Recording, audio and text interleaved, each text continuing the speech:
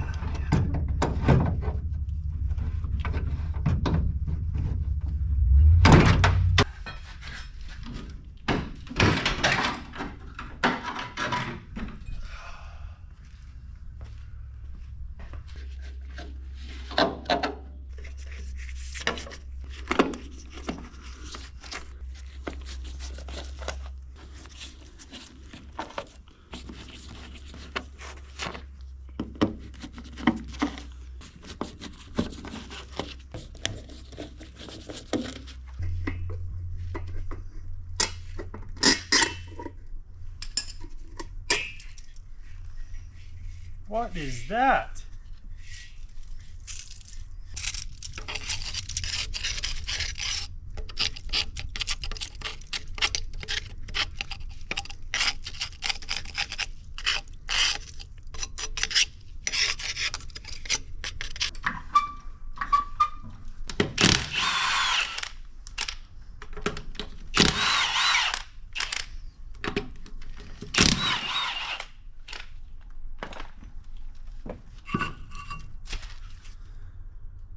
Tire is still brand new, other than being dry rotted.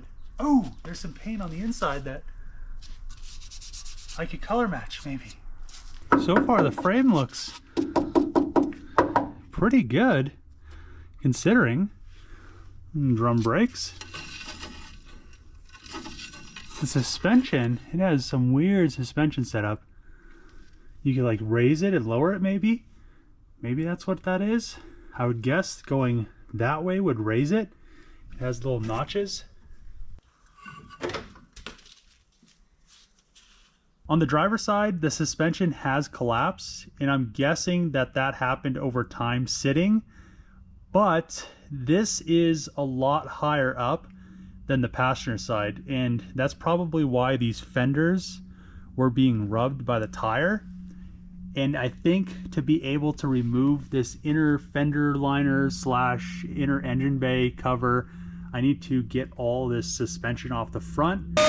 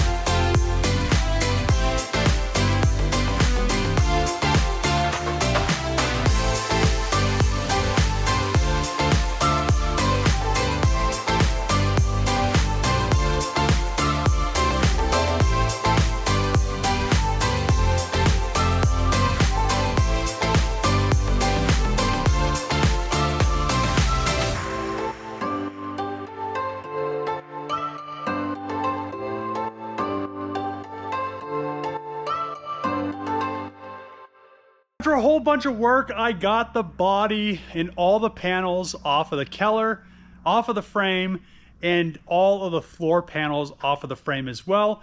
The weird thing about this car is it's 100%, almost 100% assembled with M5 flathead screws and square nuts. And some of those actually came undone, but most of the stuff on the floor had to be welded and extracted, and I finally was able to remove the whole rear section of the car, both sides of the floor, and we have the car or the frame pretty much stripped down minus the drivetrain. So I'm really happy to have it in this state. I also fabricated new pieces of flooring because the old floor was completely rusted out. I'm still gonna reuse this part of the floor that goes over the rear axle, but the rear pan for, I guess, the rear cargo area was completely rusted through. The passenger side floor was really rusted through, and the driver's side floor was relatively rusted through, but there was no way to fix that. There was not enough metal there to patch it in. So I decided to remake everything, and I went with 16 gauge steel. I think the metal they used when they built the cars was maybe 20 gauge. It was really thin metal, and everything was bolted to that. The seat was bolted to that. The seat wasn't even bolted to any of the cross pieces for the frame, which I'm going to fix that because I want the seat secured. Even though this is thicker metal, it just goes to show you that what they would let fly back in the day, and it was just kind of sketchy. You know, I'm sure people are going to say you're not using the original thickness metal. It's a hack job. I don't care. I would rather have this just a hair thicker, just so it's a little bit more rigid, and everything will be really nice. I still have to fabricate the tranny tunnel part because that piece was also pretty rusted. The flange was pretty much gone, so there's no way to reuse that. It looks like it's two pieces. It almost looks like they beat it with a hammer over an old bomb because it has like the same shape as like an old bomb from World War II. Have no clue, or like a shell, but I don't know what they use. It kind of looks like it, who knows? But I'm really happy that she is in this state and that we have some actual new flooring on there. I do need to still strip the engine and transmission out of the car, the rear axle, all the suspension, and then I could get the frame blasted and powder coated. I'm not sure if I want to replace some of these rails because the tops of them are just so rusted that I really don't want to chance having any issues in the future just because it's such an old car. It was sitting for so long, but I'm not sure if I want to wait to see what's left after it gets blasted, because then I'll have to take it to the blaster and powder coater. And if there is anything that needs to be fixed, then I'll have to bring it back, repair it, and then I'll have to take it back. So I'm not 100% sure what I'm going to do with that, but I'm going to end the video here. Super excited to be making progress on this. It was actually really good condition, or a lot of the parts were in very good condition for the state of the car when I first got it. If you like these videos, make sure to share them with your friends, give it a thumbs up, throw a comment below. As always, see you guys next time.